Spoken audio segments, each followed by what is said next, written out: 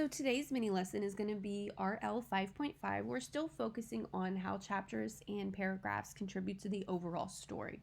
Remember, whenever we're talking about how something contributes, we are really looking what information am I being given.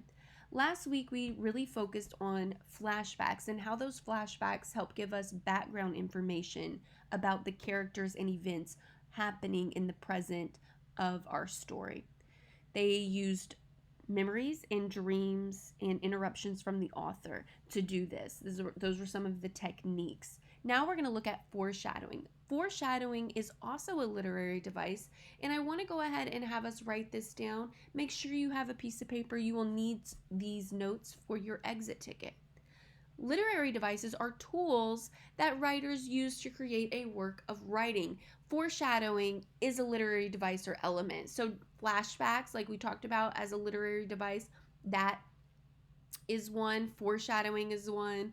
In recent months, we talked about the other literary devices such as figurative language and dialogue. So, all of these things authors put together in their stories so that they're engaging and interesting to read. And that's how they create novels. So, foreshadowing is really what we're going to focus on today. We're going to look at the chapter Indescribable once we finish this mini lesson.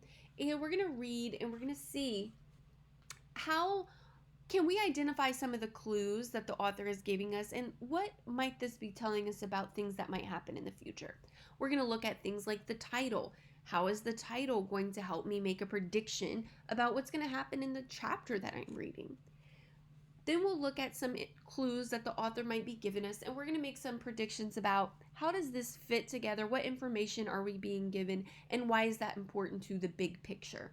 So let's go ahead and take some notes on foreshadowing. Then we're going to practice looking at some clues and making predictions before we move on to the actual novel we're reading today. Like I said, please make sure you're writing all of this down. You will see it on the exit ticket. So, foreshadowing. During a story, authors heighten a reader's interest and build suspense by using foreshadowing. So, the whole reason why they use it is because it makes the story engaging. Here we go. So, it makes the story engaging. So, go ahead and write that down. During a story, authors heighten a reader's interest and build suspense by using foreshadowing.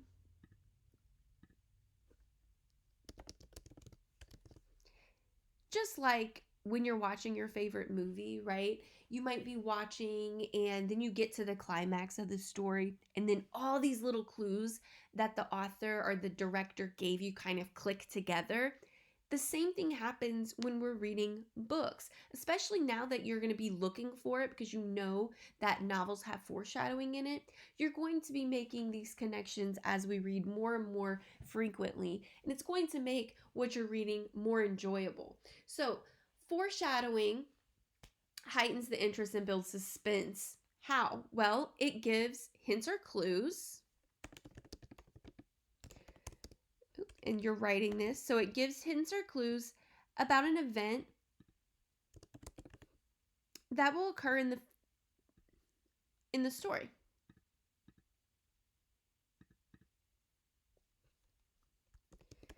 It will occur later in the story, so in the future.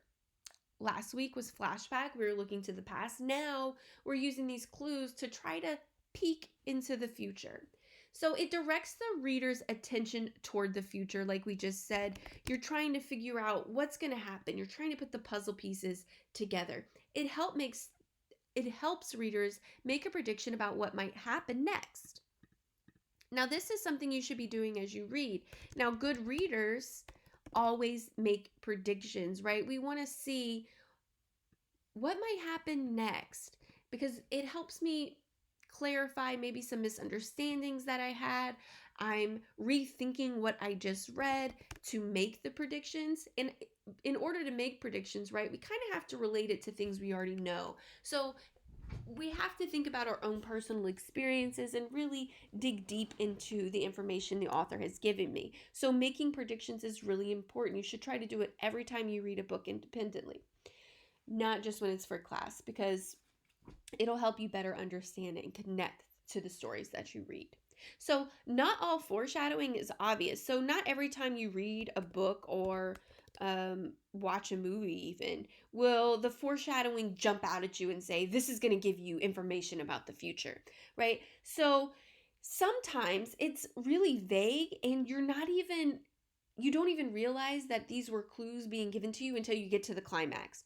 So, just don't be frustrated if as you're reading and you're trying to do this independently that you can't really find all of these clues that I'm talking about, because sometimes the author purposefully makes them so minute that you don't even realize it until the end, especially if you ever read like a mystery novel that has a plot twist in it, meaning you think everything's going one way but then everything turns around and you're like, oh, of course, that's why he did that in the past, right? So authors are very, very smart and tricky sometimes, especially in those types of genres, because they want us to think one thing's going to happen so that they can pull the rug out from underneath us and shock us, that shock value. So often the future events are merely hinted at.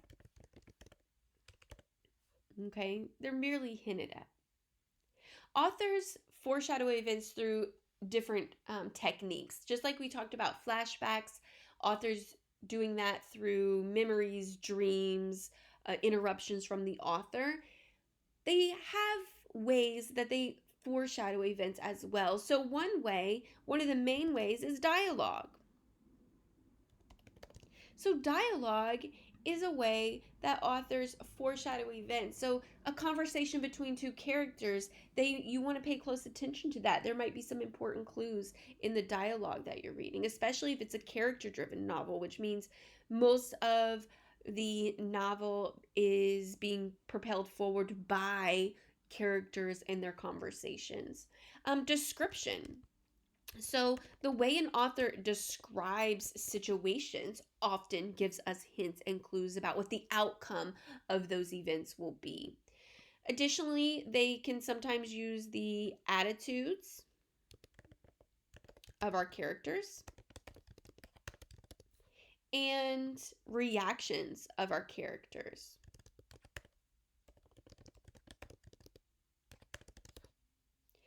How a character reacts about something. Are they overconfident? Are they maybe nervous? Do they have some negative feelings towards a certain event? That might be foreshadowing something. And I'm also going to add here, this is, we don't have a bullet point for it, but we want to go ahead and write titles to chapters. The titles to chapters can often give us some information about what we're going to learn and what's happening in this upcoming chapter. So this is also a tool that authors use. I'm going to zoom out here so that I can get it all on one page. I want you to pause it right now. Make sure you write all of this down because you will need it. Okay, so go ahead and pause, write it down before you move on to the next part of this video. We're going to go ahead and move on. We're going to look at some examples right here. I'm going to zoom back in.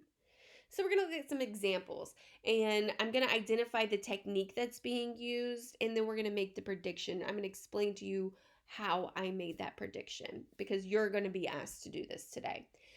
So, just as Micah approached the football field for this championship race, the gray clouds began to clear and vibrant rays of sunshine illuminated the field. Now, this technique is through description, right? We are being described the setting. Micah is walking up to his football field for this championship race, and the clouds were gray, so we can assume that it was maybe stormy before then. It was a dreary day. But as he approaches the field, the clouds clear. So imagine you want to think of this setting. It was gray, and now the clouds are separating to blue skies. You see these golden rays of sunshine beaming down on the football field or on the field. And illuminating means like lighting up the field. So I just imagine we're talking about vibrant rays of sunshine. I'm just thinking of this like glowing field. And this description goes from gray and dreary to vibrant and bright, which is a positive thing. So I'm going to use what I just learned and how I broke that down to make that prediction, some background knowledge. If things are being described positively, the outcome is likely going to be positive. So Micah, I'm going to predict that this foreshadows that Micah is going to win his race, right? You see how I did that? I kind of broke down each line of that description, and then we made a prediction using some background knowledge and our own experiences. We've read several different books. We've seen several situations, maybe in movies, that kind of worked out like this. So I took all that background information and I applied it to my prediction. So we're going to go ahead and move on to the next one. There's no way we can get lost, Ashley said. Well, that's good because I didn't pack anything warm to wear, Carly sighed. Now, Now, this technique is through dialogue, right? So this is through dialogue. This is a conversation between two of the characters. Ashley is saying there's no way we can get lost, and Carly is saying, well, that's good because I didn't pack anything warm to wear. Now, one thing I want to point out is what Ashley is saying is what we call an absolute. So it means when we see something like no way, that is like an absolute declaration. She is saying like there's no other possibility. And in this type of situation, we're going to go ahead and say if there's an absolute, that's unrealistic, right? It's overly confident. Something can always go wrong, even for the most prepared person. So this isn't exactly a positive interaction here. This is more overly confident, underprepared. So Ashley's overconfident, Carly's underprepared. She has nothing warm to wear. And because I know how stories are told and we know about that plot structure that we've been working on all year, we have the exposition, the setting, we have those rising events, everything leads up to this climax, and within that we have some problems we must approach. We have some minor problems and we have a big problem and then a turning point, right? So there have to be some problems in between that exposition and that climax, and I think that's where we are here. And so I can say that we're probably about to encounter a problem. This is going to be, we talked about conflicts. If you looked at our bonus packet, for those of you who had, this would be an external conflict that they would have. It would likely be against nature because it sounds like they're going to end up getting lost. So this would be a man versus nature external conflict. So my prediction is going to be that Ashley and Carly are going to get lost. And those of you who haven't gone to that bonus assignment, I suggest you do. It talks a lot. You're basically choosing is an internal conflict or external conflict. That's an easy 20 points that you can get, bonus points. And it'll help you with your reading of this novel. So Ashley and Carly are going to get lost. That is my prediction that I used based on the clues that the author gave me. Now next we have, my heart was pounding and then I could hear the sound of police sirens blaring in the distance. Now, this is kind of a mixture. We have some reactions. She's talking about her heart pounding, but we also have some description about what's happening in the surrounding. Now, this is where I have to use some background knowledge. When my heart is pounding and I could like hear it in my ears and I can feel it, my heart's racing, it's beating really, really hard. Usually I'm scared or I'm nervous about something. Right? So think about if you've ever been with your friends and it's dark. Maybe you're at a scary place or it's Halloween and you're telling scary stories or watched a scary movie and then you hear like a noise in the next room. Your heart starts to beat really hard because all you're thinking about is that movie you just watched. It's kind of that same situation, right? We have to think about experiences we've had. And that was kind of a scary time that our heart was pounding. Maybe we're nervous. And then we go on, it says, and, so we're going to get some more information. She could hear police sirens. Police sirens blaring in the distance. I know when I think of police sirens, it's not usually a good thing, right? So I'm going to think that my character here is doing something they shouldn't do and might get in trouble. So my prediction is that my character or the character is going to get in trouble. Character's going to get in trouble. They have police sounds. They're super nervous. That's going to be my prediction. She might get caught doing something she's not supposed to do. Then our last one, Ashley was optimistic about her new job, but for some reason, she couldn't shake the nagging feeling in her stomach that told her she was making a mistake. Now, this is going to give us some attitudes of the characters. We're seeing how this character is feeling. So, Ashley was optimistic. Optimistic means that she was positive. But pay close attention here. We have this word but.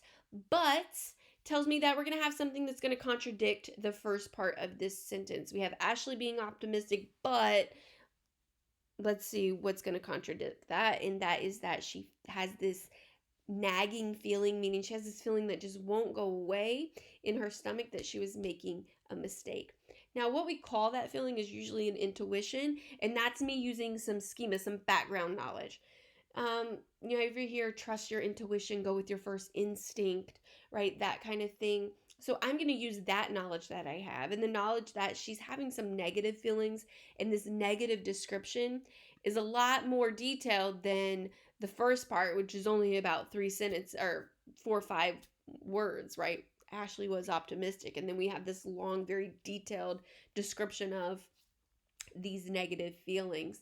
So, based on the fact that I'm making a connection with intuition, being intuition kind of tells me the future, right? So, if I'm feeling one way, I should follow it, I should trust it. And if I'm going to go ahead and use that schema that I have, I'm going to guess that Ashley's new job isn't going to work out. I don't know why it made it small, but hopefully you can still see that. Ashley's new job. Oops, sorry guys. Here we go. Ashley's new job isn't going to work out. So, I don't know if this felt like something that you've done in the past, you know, when we talk about making inferences, maybe. That's basically what you're doing here. You're using clues, background knowledge, putting it together to make a prediction about the future. So instead of making a prediction about what this means, we're making an inference about the future, what's going to happen next. So hopefully this was helpful. As we move to the next video, we're going to read and annotate the chapter Inseparable in One Crazy Summer. And we're going to look at some clues that the author gives us. And I'm going to ask you to make some predictions. Make sure you rewind if you need to write down these notes. And I will see you in the next video.